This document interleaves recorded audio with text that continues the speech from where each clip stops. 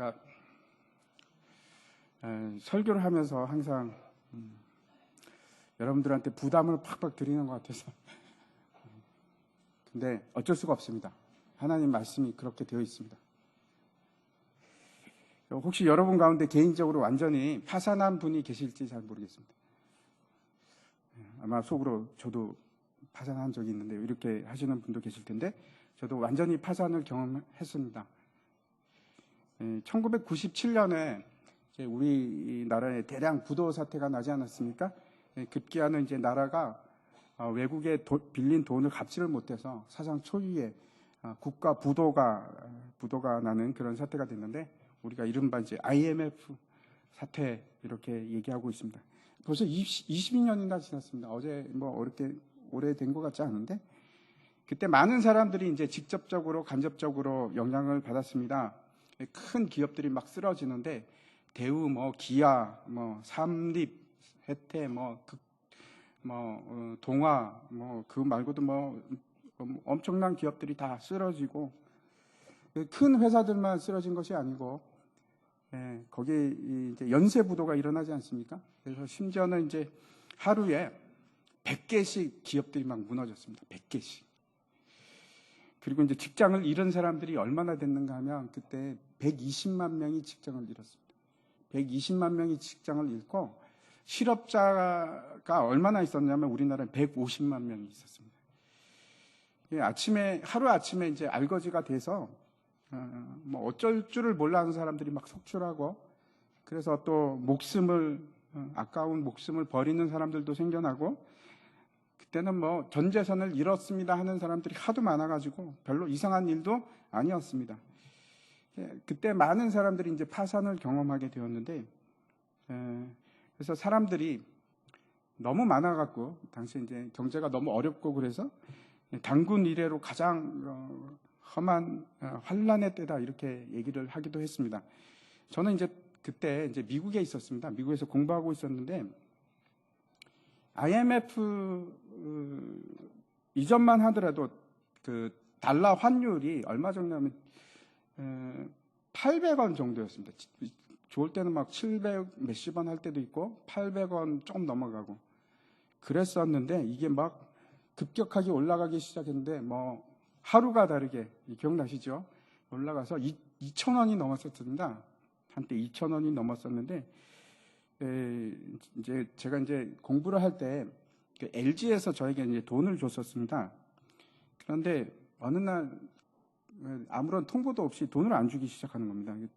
그래서 왜 돈을 안 주나 몰랐었는데 왜냐하면 IMF가 터지기 한참 전에부터 돈을 안 줬습니다. 아마 그때 벌써 재정적으로 문제가 있었던 것 같습니다. 우리나라가 돈을 안 줬는데 그리고 나서 나중에 보니까 이제 IMF 사태가 터진 겁니다. 굉장히 당황스러웠었는데 저도 이제 그때 굉장히 힘든 때가 있었습니다. 우리나라가 이제 1980년대부터 이제 굉장히 호황이었습니다. 그때 이제 전두환 대통령 때였는데 그때보다 우리 경제가 좋았던 때가 없었다고 합니다. 엄청났는데 그래서 한 10년 이상 경제가 호황기여서 사람들이 단군 이래로 최대의 호황기다 이렇게 얘기했습니다. 그런데 그게 얼마 가지 않아서 단군 이래로 가장 불황이 닥친 겁니다. 이제 IMF가 끝나고 나서 우리나라에 직접적으로 이제 영향 여러 가지가 있었지만 그 중에 하나가 이제 사회가 양극화되기 시작했습니다. 그 전에는 그렇게 빈부의 격차가 심하지 않고 또 뭐가 가능했냐면 개천에서 용나는 것이 가능했었습니다. 그때만 하더라도. 그래서 열심히 공부해서 또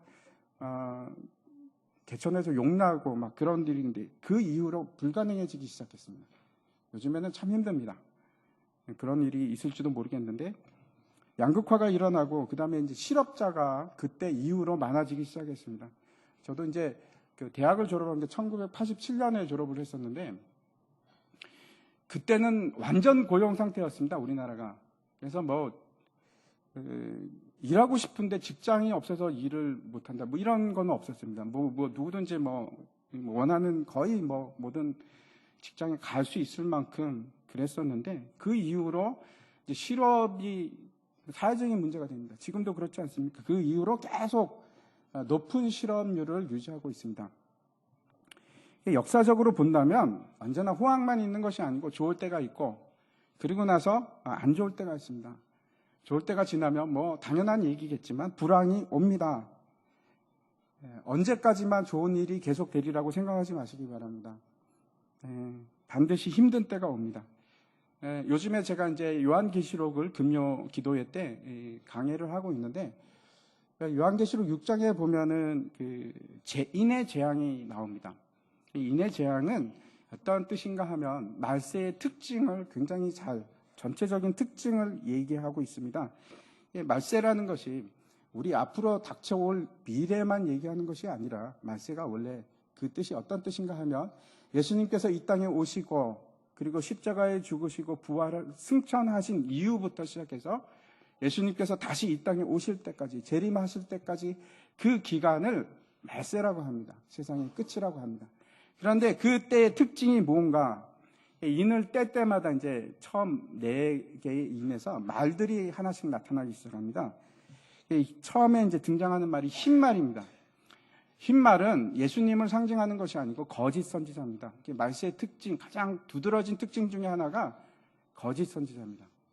거짓 선지자가 나타나고, 두 번째 이제 붉은 말이 등장합니다. 붉은 말은 뭘까요? 전쟁을 뜻합니다.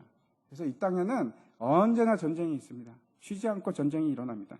그리고 세 번째 검은 말이 등장을 하는데, 그 검은 말에 말 탄 사람이 저울을 들고 등장을 합니다. 그 검은색 말은 무엇을 얘기하는 건가? 경제적인 불황입니다. 그래서 경제적인 불황은 끊이지 않고 계속 될 수밖에 없습니다. 그리고 네 번째 말이 뭔가 하면 청황색 말인데, 약간 이제 초록색 비슷한 그런 거무 푸른 그런 색입니다. 그거는 무엇을 뜻하는가 하면 죽음을 뜻합니다. 세 번째 말이 이제 검은 말인데, 6장 5절과 6절 말씀 보여주시기 바랍니다. 제가 한번 읽겠습니다. 셋째 인을 떼실 때에 내가 들으니 셋째 생물이 말하되 오라 하기로 내가 보니 검은 말이 나오는데, 그 탄 자가 손에 저울을 가졌더라. 내가 네 생물 사이로부터 나는 듯한 음성을 들으니 이르되 한 데나리온의 밀 한 대요 한 데나리온의 보리석대로다. 또 감람류와 포도주는 해치지 말라 하더라. 이렇게 되어 있습니다. 검은색 말 탄 자가 뭐라고 하는가 하면 한 데나리온의 밀 한 대, 또 한 데나리온의 보리석대, 이렇게 지금 얘기하는 겁니다. 저울을 들고. 이게 무슨 뜻인가 하면 엄청난 인플레이션을 얘기합니다. 이제 다시 그 당시에 이제 기준으로 계산을 해보면 얼마나 물가가 뛰었나, 12배에서 16배 정도 비싼 가격입니다. 폭등한 겁니다, 가격이. 어떻게 하면은 가격이 12배가 뛸 수 있을까요?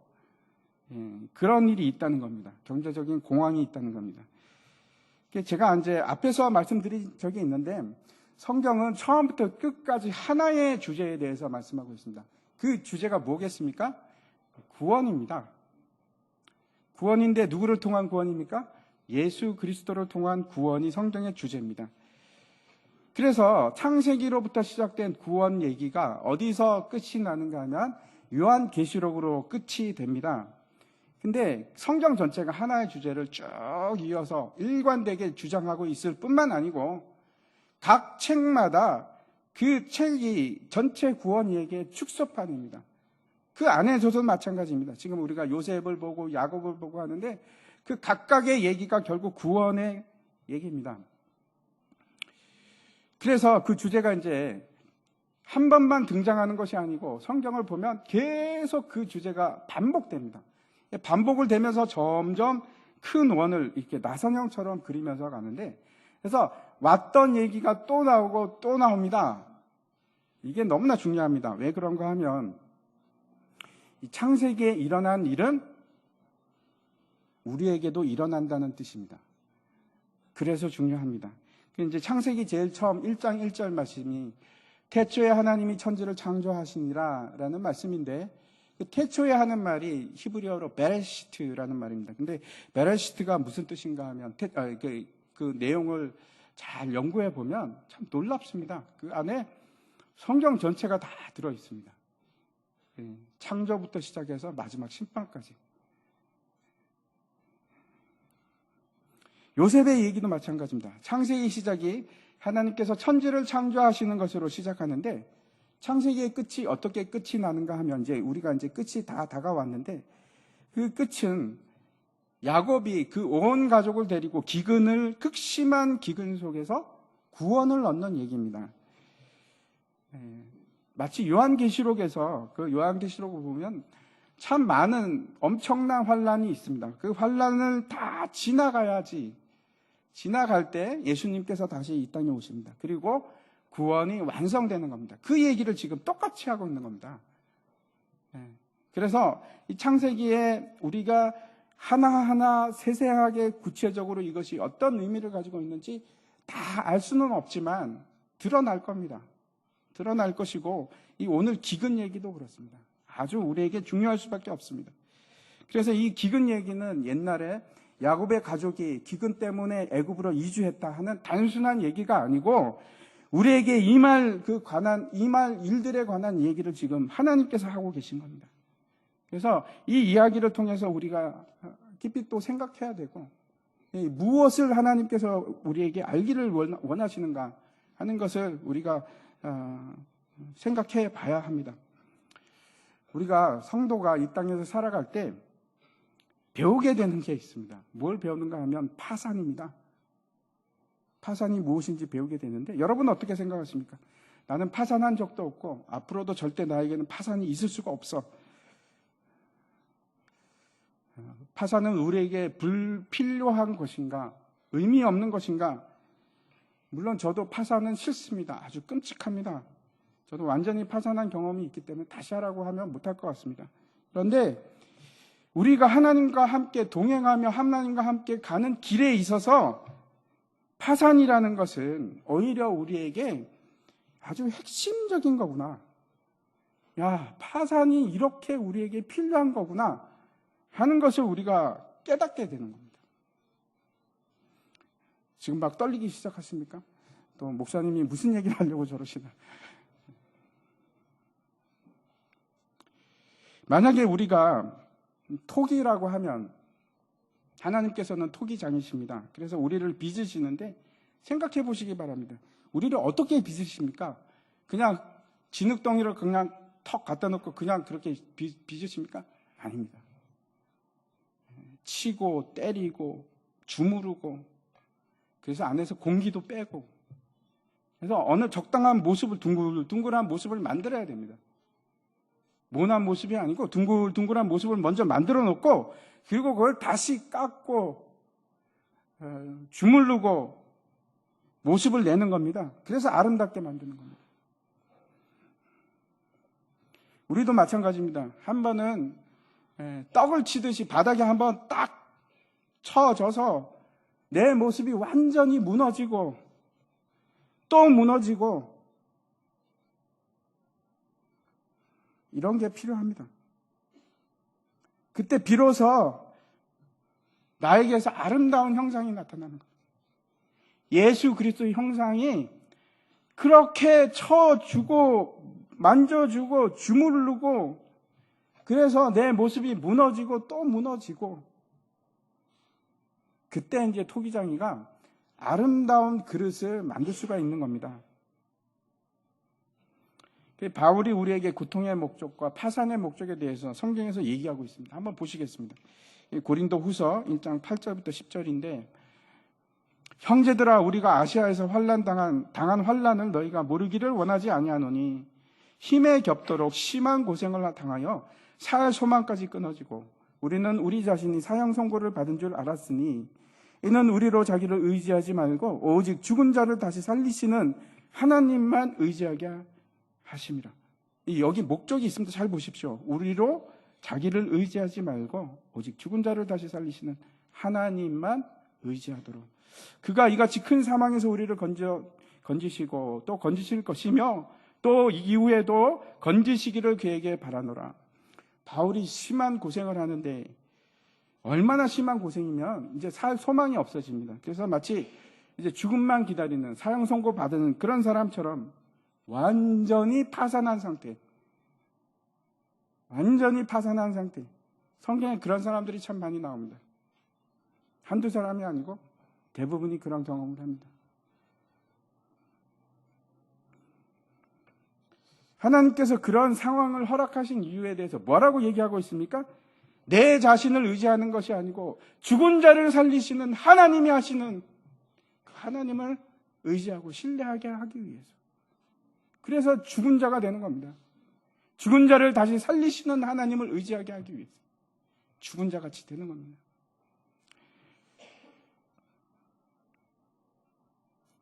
다시 말씀드려서 항복할 때까지 항복하게 하기 위해서. 한 사람이 예수를 믿게 된다는 것은 무엇으로부터 시작을 하는가 하면 하나님께 항복하는 것으로 시작합니다. 두 손 들고 하나님, 제가 죄인입니다. 주님 앞에 항복합니다. 그리고 예수님께 나아가는 것으로부터 시작합니다. 그런데 그게 끝이 아닙니다. 여러분, 그게 끝인 줄 아시죠? 아닙니다. 하나님께서 그걸 끝으로 생각하지 않습니다. 그리고 나서 하나님께서 조금씩 내 속에 간섭하시고 내 삶을 터치하시기 시작하는데 더 무릎을 꿇어라. 더 무릎 꿇어라. 하나님 앞에 엎드리게 하십니다. 우리가 예수 그리스도 앞에서 이제 거듭나기 시작하면 점진적으로 하나님의 나라가 내 안에서 임하기 시작하고 하나님의 주권, 하나님의 통치가 일어나기 시작하는데 점차적으로 지속적으로 후퇴하지 않고 지속적으로 일어납니다. 하나님 앞에 무릎을 꿇는 일을 하기 시작하는 겁니다. 처음부터 완전히 납작하게 하나님께 꿇어 엎드리는 사람 잘 없습니다. 그렇죠? 여러분 보셨습니까? 잘 없습니다. 시간이 걸립니다. 하나님, 이번에는 너 이거 내려놓고 이번에는 저거 항복하고 무릎을 꿇게 하십니다. 앞에 얘기를 제가 다시 이제 기억을 위해서 말씀드리면은 야곱의 그 가족들이 야곱과 그 아들들, 자손들 다 함께 애굽으로 갑니다. 기근을 피해서 애굽으로 갑니다. 그런데 그 수가 이제 요셉의 아들들하고 빼면은 66명입니다. 그래서 다 합치면은 70명이 되는데 이제 애굽으로 갑니다. 그리고 이제 바로를 만나는데 바로에게부터 이제 땅을 받습니다. 그 땅이 어딘가 하면 고센 땅인데 고센 땅에서도 그 람셋이라고 하는 곳입니다. 그 구글 지도나 이집트의 지도를 보면은 다 이게 모래입니다. 다 색깔이 노랗습니다. 그런데 초록색 빛을 가지고 있는 곳이 있는데 그것이 어딘가 하면은 나일강 주변에 아주 바짝 붙어서 그렇게 초록색이 있고 그 다음에 이제 초록색이 쫙 펼쳐지는 곳이 있습니다. 그게 이제 삼각주 마지막 그 나일강이 끝나서 지중해로 들어가기 전에 있는 그 삼각주 거기가 고센 땅입니다. 거기는 풀이 자라고 그리고 그 중에서도 이제 끝 부분에 람셋이 있는데 거기 땅을 줍니다. 바로가 줍니다. 그것을 받아서 뿐만 아니고 이제 바로가 어떤 것을 또 주는가 하면 그 아버지 야곱을 부양하라 그러면서 먹을 것을 이제 지속적으로 줍니다. 참 감사하죠. 거기서 먹고 살게 하는 겁니다. 야곱이 이제 바로에게 나갔을 때 바로가 야곱에게 이제 나이를 묻습니다. 네 나이가 얼마냐? 여러분 왜 나이를 물어봤을까요? 우리는 나이를 물어봅니다. 그렇죠? 이게 한국 사람들은 이 순서를 정해야 됩니다. 그래서 궁금해합니다. 저 사람이 나보다 아래일까 위일까? 별로 중요하지 않는데, 근데 그걸 다 우리는 정해야지 마음이 편합니다. 그래서 물어봅니다. 이제 야곱 그 바로가 그래서 물어봤을까요? 순서를 정하려고? 그렇지 않았을 겁니다. 순서는 정해져 있습니다. 바로가 훨씬 높습니다. 근데 야곱에게 네 나이가 얼마냐? 왜 물어봤을까요? 보기에 너무 건늙어 보여서 그 야곱의 대답을 통해서 어떤 질문이 어떤 의도였는지 우리가 알 수 있는데 9절입니다. 같이 한번 읽겠습니다. 시작. 야곱이 바로에게 아뢰되 내 나그네 길의 세월이 130년이니이다. 내 나이가 얼마 못되니 우리 조상의 나그네 길의 연조에 미치지 못하나 짧고 험악한 세월을 보내었나이다 하고 만약에 누군가 여러분에게 이런 질문을 한다면, 바로가 여러분에게 질문을 한다면 여러분 자신을 어떻게 묘사하시겠습니까? 바로가 네 나이가 얼마냐? 너는 어떻게 살았냐? 그렇게 하시면 여러분 뭐라고 대답하시겠습니까? 만약에 이제 젊은 운동선수가 있다. 25살이면 예, 저는 25살인데 운동선수입니다. 계속 운동만 합니다. 이렇게 대답할 수도 있고, 학생이면 저는 20살인데 지금까지 공부만 한 것 같습니다. 이렇게 대답할 수도 있을 것 같습니다. 그런데 만약에 저한테 묻는다면 저는 아마 이렇게 대답할 겁니다. 저는 나이가 55입니다. 목사입니다. 네, 아직 나이가 많지는 않지만 참 여러 가지 일을 겪고 살았습니다. 이렇게 제가 대답할 것 같습니다. 여러분은 뭐라고 대답하시겠습니까? 야곱은 뭐라고 대답을 합니까? 야곱은 자기 정체성에 대해서 목축업을 합니다. 이렇게 얘기하지 않고 나그네입니다. 이렇게 나그네 삶을 살았습니다. 이렇게 얘기합니다. 그리고 그 나그네 삶이 130년입니다. 근데 지금 생각하면 참 짧은 시간이었습니다. 그리고 얼마나 참 험악한 세월이었는지 모릅니다. 이렇게 고백을 하는 겁니다. 예수 믿는 삶이라는 것은 나그네의 삶입니다. 왜 그런가 하면 내가 살고 있는 이 땅이 내 고향이 아니니까 그렇게 생각하는 겁니다. 그래서 나그네로 삽니다. 정을 주지를 않습니다. 언제든지 떠날 수 있고 이 땅에 있는 것들에 집착하지 않고 버릴 수 있고 떠날 수 있고 하나님이 가라 그러면 가고 그럴 수 있는 사람들이 나그네입니다.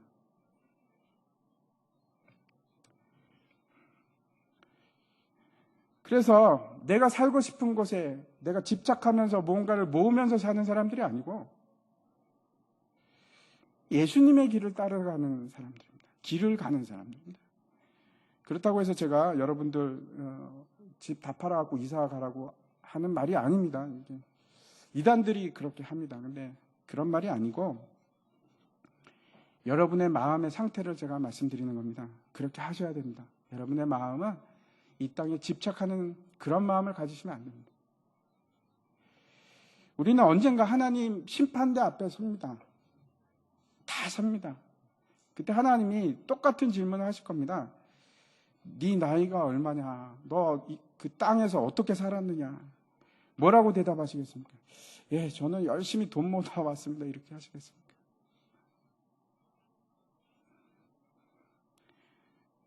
나는 예수님 사랑하다가 왔습니다. 그렇게 하시겠습니까?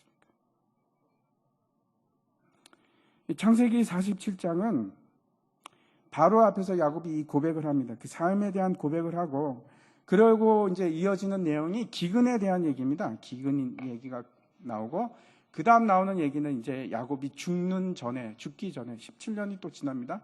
그리고 죽기 전에 준비하는 그 얘기가 이제 나옵니다. 근데 이제 이 47장을 쭉 읽어보면 어떤 것을 느끼게 되는가 하면 우리 삶이 기근이구나. 내 삶이 평탄한 것이 아니고 지속적으로 내 안에는 배고픔이 있었고 지속적으로 내 속에는 목마름이 있었고 그래서 험악한 삶을 살았구나. 우리 삶이 그런 겁니다. 기근이 있습니다. 끊이지 않고 우리에게 옵니다. 아픔이 있고 고통이 있고. 13절 한번 보시기 바랍니다. 같이 한번 읽겠습니다. 시작. 기근이 더욱 심하여 사방에 먹을 것이 없고 애굽 땅과 가나안 땅이 기근으로 황폐하니. 우리가 기억해야 할 것이 있는데 야곱과 그 가족이 이제 애굽으로 이주한 때가 언젠가 하면 흉년이 시작되고 2년이 지났습니다. 그래서 이게 어떻게 된가 하면 하나님께서 41장에서 바로의 꿈을 통해서 요셉에게 이제 계시를 주십니다. 하나님의 계획을 보여주시는데 7년간의 풍년이 있고 그리고 나서 7년간의 흉년이 있습니다. 7년간의 풍년 동안 어떻게 했습니까? 요셉이 전 그 애굽 사람들을 대상으로 해서 그 곡식이 나오면 소출이 나면 그 소출의 20%를 이렇게 저축을 합니다. 그래서 여기다가도 창고를 짓고 저기다가도 창고를 짓고 그래서 이제 곡식을 쌓아두기 시작하는데 성경에서 뭐라고 얘기하는가 하면 그 수가 한이 없이 많아서 그래서 20%만 걷는데도 불구하고 그 수가 얼마나 하나님께서 그 풍성한 곡식을 주셨는가 하면 나중에 셀 수가 없었다 이렇게 얘기합니다. 그래서 이제 7년 동안 그렇게 쌓아두고 나서 흉년이 왔을 때 이제 그걸 사람들에게 주기 시작하는 겁니다. 41장입니다. 41장 55절에 그 흉년이 들기 시작할 때 사람들이 어떻게 했는지 보도록 하겠습니다. 제가 읽겠습니다. 애굽 온 땅이 굶주림에 백성이 바로에게 부르짖어 양식을 구하는지라. 바로가 애굽 모든 백성에게 이르되 요셉에게 가서 그가 너에게 이르는 대로 하라 하리라. 잘 보시기 바랍니다. 너무나 중요합니다. 왜 그러냐면 지금 애굽 백성이 울부짖고 있습니다. 우리에게 양식이 없으니까 양식을 주십시오. 이러고 바로에게 울부짖고 있는데 그때 바로가 뭐라고 했는지가 너무나 중요합니다.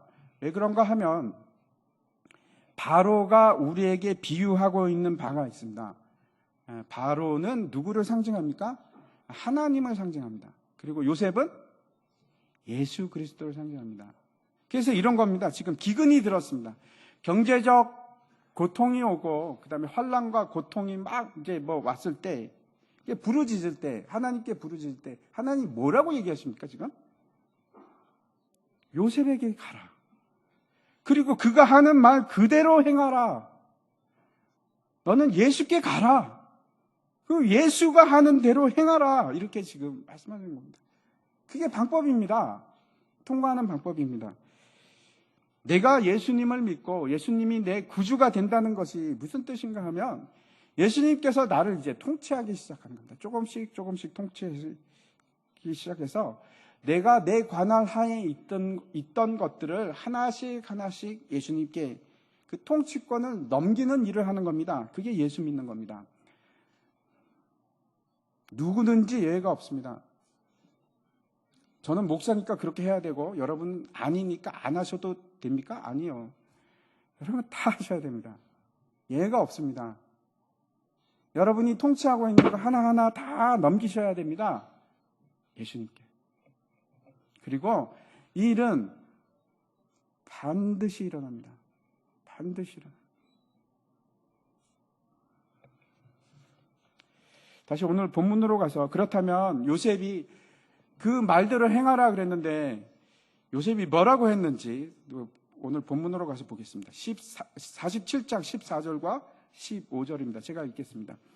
요셉이 곡식을 팔아 애굽 땅과 가나안 땅에 있는 돈을 모두 거두어들이고 그 돈을 바로의 궁에 가져가니 애굽 땅과 가나안 땅에 돈이 떨어진지라 애굽 백성이 다 요셉에게 와서 이르되 돈이 떨어졌사오니 우리에게 먹을 거리를 주소서 어찌 주 앞에서 죽으리이까. 살려주세요. 계속 이렇게 지금 부르짖는 겁니다. 사람들이 먹을 양식이 없습니다. 처음에는 이제 양식을 구하기 위해서 요셉에게 돈을 주고 삽니다. 기억나시죠? 이 요셉의 형제들도 그렇게 했습니다. 돈을 주고 사는데 문제는 기근이 계속되는 겁니다. 끝나지가 않습니다. 그러면 어떻게 되겠습니까? 양식의 가격은 점점 싸지겠습니까? 비싸지겠습니까? 네, 비싸집니다. 점점 시간이 갈수록 비싸집니다. 그러면 돈을 더 많이 지불해야 되고 옛날에는 내 필요를 채우는 것이 쉬웠는데 예수를 믿게 되면 여러분 내 필요를 채우는 일이 힘들어집니다. 점점 어려워지기 시작합니다. 그리고 누가 그 일을 하십니까? 예수님께서. 여태까지 여러분께서 어떻게 들으셨는지 좀 모르겠습니다. 예수를 믿으면 그 일이 점점 쉬워진다고 들으셨습니까? 내 필요를 채우는 것이 쉬워진다고 들으셨습니까? 아니요, 성경은 그렇게 얘기하지 않습니다. 힘들어진다. 그 일을 예수님께서 주관하십니다. 무엇로? 기근을 통해서. 경제적 공황이나 역경이나 고통 그런 게 하나씩 내가 가지고 있는 기득권을 포기하게끔 만들어갑니다. 혹시 나는 아직도 포기할 수 없습니다 라고 하시는 분이 계실지 모르겠습니다. 그런데 잘 들으십시오. 언젠가 필요는 더 커집니다. 지금이 그때입니다, 여러분. 생각해 보십시오. 처음에 요셉이 팔기 시작할 때 내가 돈을 가지고 많은 곡식을 샀다면, 내 모든 돈을 다 들여서 그 곡식을 샀다면 훨씬 쉽게 기근을 넘길 수 있지 않겠습니까? 돈이 아까워서 처음에 에이 조금만 사지. 그리고 시간이 지나면 지날수록 어떻게 됩니까? 필요는 더 커지고 가격은 더 올라갑니다. 그게 법칙입니다. 그래서 지금이 가장 좋은 때입니다. 가장 좋은 때입니다. 그리고 나중에 보십시오. 나중에 보면은 그 모든 땅을 이제 처음에 제가 말씀드렸는데 세금을 몇 퍼센트를 걷었습니까? 20%를 걷었습니다. 그리고 나중에 보면 이제 모든 땅을 다 뺏기게 되는데, 그리고 나서 세금을 요셉이 몇 퍼센트를 걷습니까? 그 소작농들한테? 더 받아야죠. 그렇죠? 근데 20%만 받습니다. 놀랍지 않습니까? 그 길이 힘든 길이 아니라는 겁니다. 그렇게 하는 것이 힘든 길이 아닙니다. 예수님께 내가 다 팔아버리는 게 힘든 길이 아니라니까. 빠른 게 가장 내 필요에 충족시키는 요건이 더 훨씬 가능할 때입니다.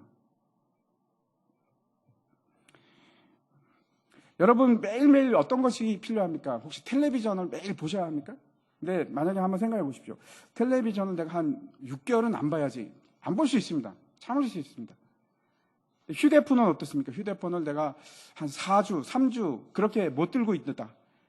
그러면 좀 힘들 겁니다. 왜냐하면 요즘에는 휴대폰 없이 아무 일도 할 수가 없습니다. 그래서 답답해서 어쩌면 미칠지도 모릅니다. 그런데 한번 생각해 보십시오.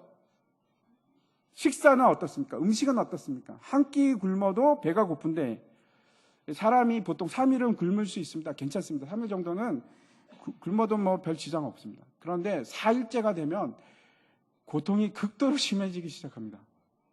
금식 해보셨으면 아실 겁니다. 3일까지는 별로 괜찮습니다. 근데 음식을 굶기 시작한다면 생각해 보십시오. 음식을 굶기 시작한다면 필요가 절대적으로 커집니다. 그래서 한 끼만 내가 한 끼만 주신다면 내가 돈은 얼마든지 드리겠습니다. 그렇게 되지 않겠습니까? 하나님께서 우리에게 원하시는 것은 기근을 통해서 어떤 상태로 만들어 가시는가 하면, 처음에는 예수님 없어도 몇 달 괜찮아, 한 1년 교회 안 나와도 까딱 없을 것 같은 그런 마음을 가지고 있다가도 점점 더 예수님의 지배를 받기 시작하면서 안 돼. 일주일에 한 번은 꼭 교회 가서 예배를 드려야지. 그러니까 불편해서 힘들어서 못 살겠습니다. 이런 고백이 나옵니다. 근데 그걸 지나서 점점 시간이 가서는 결국은 하루하루 예수님이 없이는 내가 살 수가 없습니다. 매일매일 예수님께서 나에게 은혜 주시지 않으면 내가 감당할 수 없습니다. 그 상태까지 하나님께서 우리를 몰아가시는 겁니다. 기근을 통해서.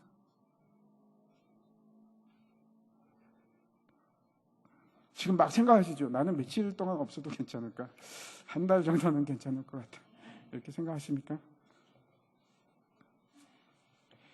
주님 없이는 단 한순간도 살 수 없습니다 라는 고백이 우리의 입술에서 참된 고백이 나올 때까지 하나님께서 포기하지 않으십니다. 포기하지 않으십니다. 그리고 그 일은 벌써 여러분과 저에게 시작이 되었습니다. 첫 번째 단계 보겠습니다. 예수님께서 우리에게 요구하시는 것이 있는데, 첫 번째는 우리의 경제권을 요구하십니다. 무슨 얘기인가 하면, 예수님께서 우리가 돈에 관해서 항복하기를 원하십니다. 하나님께서는 절대로 우리가 물질의 노예가 되기를 원치 않으십니다. 그래서 그 자녀들에게 가장 긴급하게 가장 먼저 요구하시는 것이 뭔가 하면 돈에 대한 굴복입니다. 경제권에 대한 굴복입니다. 저도 그랬습니다. 제일 먼저 다루시는 것이 돈에 관해서 돈을 두려워하지 않게 하고 돈이 나를 살리는 것이 아니고 하나님께서 나에게 생명을 주신다는 것을 확신케 하십니다. 지금 세상 사람들을 휘어잡고 있는 것이 뭔지 아십니까? 약한 세력이 우리를 휘어잡는 가장 강력한 무기가 돈입니다. 여러분, 공산주의가 아닙니다. 돈입니다.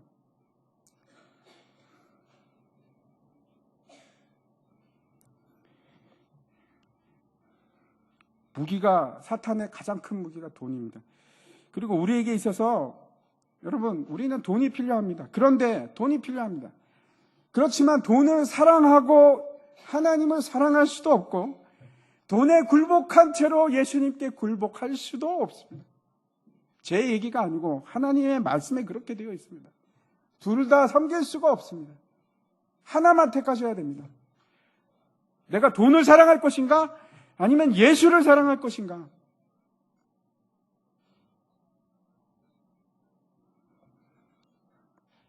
예수님께서 이 항복을 여러분에게 받아내십니다. 지금 혹시나 이걸로 싸우고 계십니까? 제가 말씀드렸죠? 빨리 필요를 싼 값에 채우시기 바랍니다. 반드시 항복을 받아내실 겁니다. 그 애굽에서 모든 돈이 다 사라질 때까지 요셉이 애굽에 있는 모든 돈을 다 쌍그리 그냥 동전 한 입까지 다 걷어가 버립니다. 그게 첫 번째 단계였습니다. 돈에서 여러분 자유함을 얻지 못하면 우리는 예수님의 제자가 될 수가 없습니다. 자유하십시오. 굴복하지 마십시오. 두 번째 단계는 우리 모든 소유를 통치하시기를 원하십니다. 예수님께서는 우리에게 요구하시는 것이 너 뭐 갖고 있니? 본문 16절과 17절 한번 보시기 바랍니다. 16절 제가 읽겠습니다. 요셉이 이르되 너희의 가축을 내라 돈이 떨어졌은즉 내가 너희의 가축과 바꾸어 주리라. 그들의 가축을 요셉에게 끌어오는지라. 요셉이 그 말과 양떼와 소떼와 나귀를 받고 그들에게 먹을 것을 주되 곧 그 모든 가축과 바꾸어서 그 해 동안에 먹을 것을 그들에게 주니라. 애굽 사람들이, 가나안 땅 사람들이 이제 돈이 다 떨어졌습니다. 그리고 이제 어떡합니까? 죽게 생겼는데. 그리고 이제 가지고 가는 게 요셉이 뭐라고 합니까? 가축도 갖고 와. 가축을 가지고 갑니다. 말도 갖고 가고 양떼도 갖고 가고 소떼도 갖고 가고 그래서 곡식을 삽니다. 자기가 가지고 있는 소유를 포기하기 시작하는 겁니다. 이게 두 번째 단계입니다. 이건 더 힘듭니다. 돈을 포기하는 것보다 훨씬 더 힘든 일입니다. 왜 그런가 하면 이 소유한다는 것은 내 정체성입니다. 내가 좋은 집에 살고 내가 좋은 차를 타고 다니는 것이 내 사회적 지위라고 생각을 합니다. 근데 그거 다 버리라는 겁니다. 사회적으로 네가 낮은 자가 되든 어떻게 되든 너의 소유를 포기하라.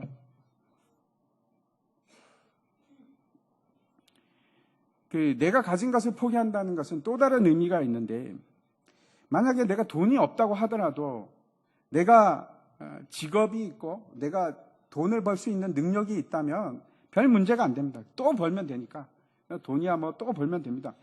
그런데 지금 문제가 있습니다. 양도 팔아버리고 소떼도 팔아버리고 말도 팔아버리고 뭘로 돈을 법니까? 이제 돈을 벌 수 있는 도구가 없어지는 겁니다. 능력 자체가 사라지는 겁니다. 내 정체성도 없어져 버리고 이제는 돈도 벌 수도 없고 주여 내가 할 수 있는 게 아무것도 없습니다. 내가 비천한 자가 되었습니다.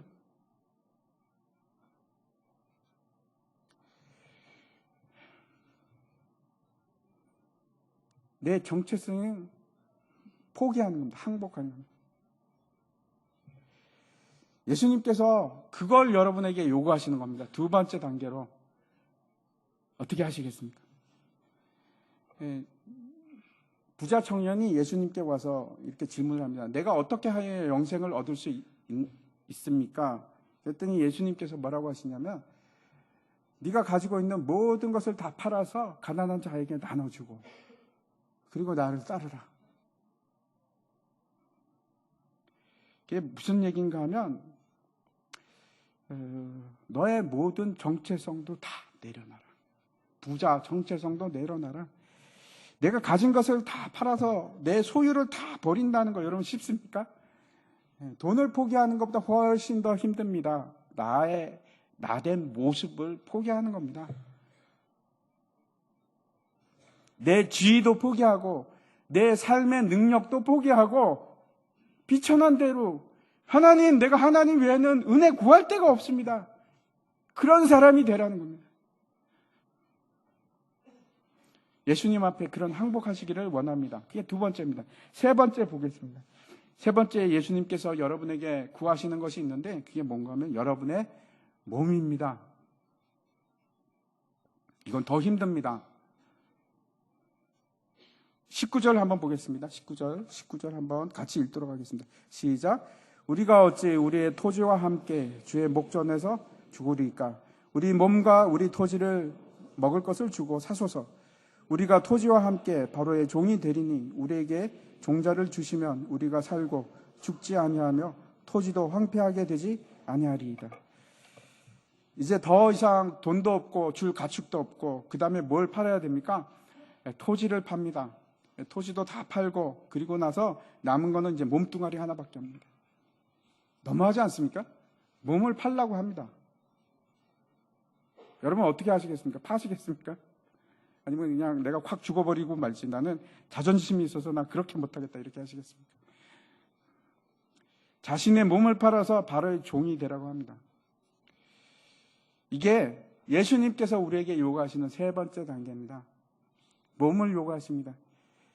여러분의 몸을 하나님께서 기뻐하시는 헌신의 자리로 이끌어 가시기를 원하십니다. 하나님의 일을 하라는 겁니다. 지금까지는 내 뜻대로 살아왔는데 그거 포기하고 내일이 있어. 내일 너는 이 일을 해야 돼. 이제는 그전에는 내가 내 마음대로 살았는데 내 마음대로 할 수가 없습니다. 이제 종된 신분이 돼서 예수 그리스도께 매어서 사는 겁니다. 싫든 좋든 시키는 대로. 그게 종입니다. 근데 여러분 한번 잘 생각해 보시기 바랍니다. 그러면 예수 그리스도의 종이 되기 전에 여러분은 지금까지 여러분 뜻대로 살아오셨습니까? 아마 그런 분 없으실 겁니다. 다 세상의 메인바 되어서 세상이 원하는 대로 세상의 욕심대로 그냥 어쩔 수 없이 그렇게 살아왔습니다. 내 뜻대로 살아온 것이 아니고 세상이 시키는 대로 세상이 이렇게 해야 돼 그러면 그게 맞는 줄 알고 그렇게 살고 세상의 욕심의 노예로 살아왔고 죄의 노예로 우리가 살아왔습니다. 그런데 이제는 예수님께서 그 세상의 노예로 살지 말고 나의 노예로 살아라. 하나님의 종으로 살아라. 이렇게 요구하시는 겁니다. 마태복음 11장입니다. 수고하고 무거운 짐진 자들아 다 내게로 오라. 내가 너희를 쉬게 하리라. 나는 마음이 온유하고 겸손하니 나의 멍에를 메고 내게 배우라. 그리하면 너희 마음이 쉼을 얻으리니 이는 내 멍에는 쉽고 내 짐은 가벼움이라. 제가 앞에도 말씀드렸지만 아니요 이거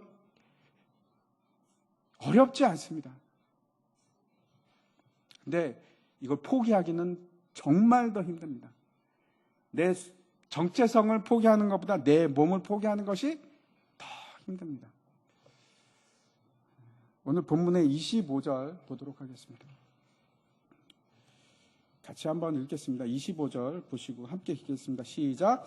그들이 이르되 주께서 우리를 살리셨사오니 우리가 주께 은혜를 입고 바로의 종이 되겠나이다. 이제 종이 된다는 것은 여기서 얘기하는 종이 된다는 것은 그전에는 그냥 시킨 대로 어쩔 수 없이 따라갔을지 모르겠는데 이제는 다릅니다. 여기서 요구하는 것은 네 번째인데 내 뜻을 버리고 완전히 하나님의 은혜를 따라서 사는 그런 삶을 얘기하는 겁니다. 이게 마지막 단계입니다. 내 의지 버리고 하나님의 뜻대로. 그게 기뻐서. 쉬운 일이 아닙니다. 왜? 내 꿈도 버려야 됩니다. 내 소망도 버리고. 내 소망 대신에 하나님의 소망으로 채우는 겁니다. 왜? 하나님 사랑하니까. 예수님 사랑하니까.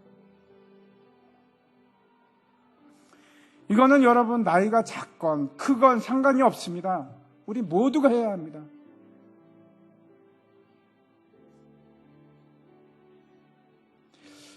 제가 질문 드릴 테니까 한번 여러분 심각하게 한번 생각해 보십시오. 첫 번째 단계까지 오셨습니까?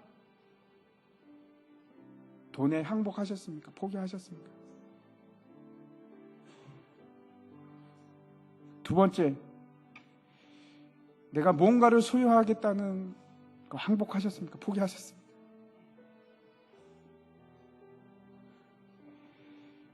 세 번째, 내 몸을 포기하기를 원하십니까? 그래서 예수님의 종이 되시겠습니까?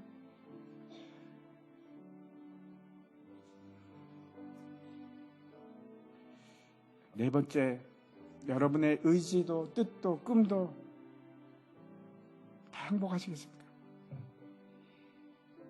어디까지 오셨습니까?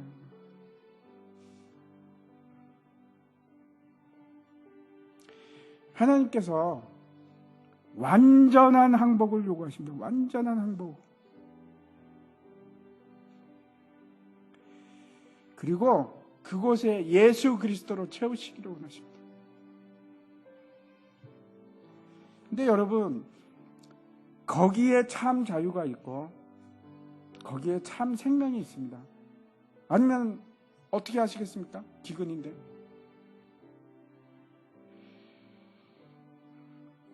그 길을 가십시오. 그 길을 가시는 게 맞습니다. 앞으로도 경제적인 공황이 올 수 있고 역경이 올 수도 있고 고통이 올 수 있습니다. 근데 오늘 말씀 기억하십시오. 길은 이거밖에 없습니다. 이거밖에 없습니다. 항복하는 겁니다. 항복.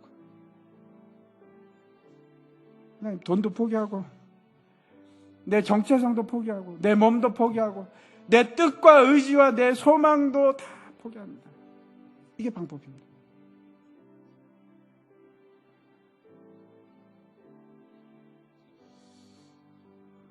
하나님 앞에 엎드리시기 바랍니다. 다 함께 일어나셔서 우리